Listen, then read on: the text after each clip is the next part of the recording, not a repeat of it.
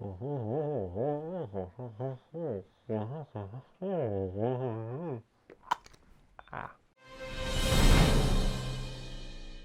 sense of deja vu that you're having right now is completely warranted. This is the second time that we've covered Death House on this channel, but this time it's all lunch break heroes. Now we're going to go over changes to the Durst family history. We're going to make it tie more into the rest of Barovia, and we're going to make their presence as a cult make sense. We're also going to go over some changes to the house and some of the encounters and whatnot in there to help you run your best introduction to Curse of Strahd possible. As I mentioned in a previous video, when the mists came to Barovia, so did famine. It rocked the land and killed thousands of people. Now, famine and starvation and hunger are themes that are central to all of the changes that we made in this chapter. They underpin everything. It's going to be what kicks off the whole series of events that leads the Dursts from being a fairly normal, noble family in Barovia to being the undead cult that you meet in this introduction to Curse of Strahd. Now, all of that being said, let's go ahead and take a look at some of the changes that we've made to this chapter. Before we do that though, I want to point out that the written edition of this chapter is in the description down below. It's publicly available for anyone to download and keep forever. So if you've ever wanted to see a Lunch Break Heroes written guide, now's your opportunity. All right, now let's take a look at all of the changes we've made to this chapter. First and foremost, we've changed the name. It's not Death House, it's Durst Manor, or the Old Durst House, or some other inane moniker that you can think of that doesn't imply that everybody who walks in gets murdered. The words Death House should never come out of your mouth around your players, not a single time. If you're playing with a virtual tabletop, by the way, make sure that it doesn't show the map's name to the player. And if it does, change the map's name. I've heard of at least one group where the surprise was spoiled because the virtual tabletop clued them in that this is Death House. I mean, can you imagine being the realtor in charge of selling a place called Death House? Hey, we got this nice place here. I totally, by law, have to tell you, somebody died in this place. But that's okay. Nobody's seen any ghosts in any way, shape, or form. At least it's made it out alive. Yeah, that's okay. This is a great townhouse. It's just oozing charm and blood everywhere. It's fine. Don't worry about the blood. It cleans up nice and easy. You know, this is a real family home. It's got 5 bedrooms. Only 1 bathroom, but don't worry about it. You'll be pissing your pants most of the time anyways. Right? I'm just kidding you. I'm just kidding you. It's got a fully finished basement too, so that's a lot of fun. And it's move-in ready. It's fully furnished. You'll love it. Death House is the place for you. Hey, where you going? It'd be a tough sell. That's all I'm saying. But speaking of selling houses, you know what else is really important? Location. It can really make or break your property values and your ability to establish a secret cult. Remember from my previous video that the area east of the village of Barovia is fertile farmland. This is actually where the Durst Manor is located. Changing the house's location makes it the first sign of civilization that your party's going to see when they enter Barovia. With all the lamps and the fireplaces going on inside, it's a pretty cozy looking place. If you toss in a dark night, some inclement weather, some howling wolves, and 2 distraught children, you might not need to use the mists to railroad them inside, especially if you've taken all of their gear. Now, speaking of the mists, I would recommend not using it. It's all about player agency right here. If your players really want to skip Durst Manor and leave those 2 poor crying children on the side of the road, let them. Let them go ahead. Nothing says gothic horror like having a 2-level handicap for the next year of your life. Before we go into changes to the house, let's establish some alternative facts about the Durst family history.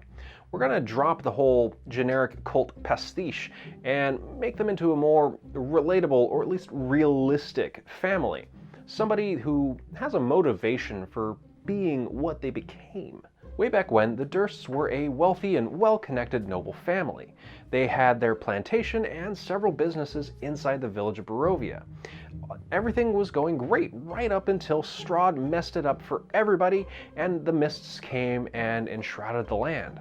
The sunlight got blocked out and everybody's crops died, even the Dursts. Their fortune and their lines of credit and all of that basically got wiped out in the span of just a few weeks. Like we established earlier, famine swept the land and killed thousands of Barovians. When things were looking their most bleak, Gustav and Elizabeth Durst called a meeting with their remaining friends. This was a clandestine midnight meeting where all of these wealthy Barovians could scheme and plot and try to figure out how to get the upper hand in this situation and how they could survive. But none of the ideas that anybody put forth were feasible. They all got shot down for one reason or another. That is until timid Elizabeth finally got up the courage to come forth with an idea. An idea that was so simple but so depraved that she would never have uttered it otherwise, if it hadn't been a life or death situation. She suggested that they waylay wayward travelers, kill them, and eat them. Now, of course, as soon as she suggested it, everybody was outraged. Cannibalism, it's an insane idea. It's not what nobles do, but the more that she talked, the more it made sense. The more it seemed like the only road to survival. By the wee hours of the morning, Elizabeth had everybody convinced, reluctantly or otherwise. And the very next day, work began to excavate the Durst family crypt to have a space to commit their vile deeds in secret. Just to be clear, Gustav and Elizabeth weren't complete monsters, at least back then. They kept their two young children, Rose and Thorn, and their nursemaid, Anya, completely separated from all of this. Those three got to eat whatever food could be scrounged up, while Gustav and Elizabeth and their friends dined on human flesh in the basement over a nice bottle of wine. Weeks turned into months, months turned into years, and eventually the land of Barovia adjusted to its current climate. Hardier crops began to grow, and the famine became a thing of the past. You'd think that folks who were eating human flesh would stop, but in the case of the Dursts, you'd be wrong. Over the years, their taste for human flesh had only grown. It became a staple of their diet. Now, maybe it's something about imbibing the life force of another human being, or maybe they just admired Strahd's rosy complexion. But eventually they became a cult, centered around the idea of eternal life. They spent fortunes gathering occult books on the subject.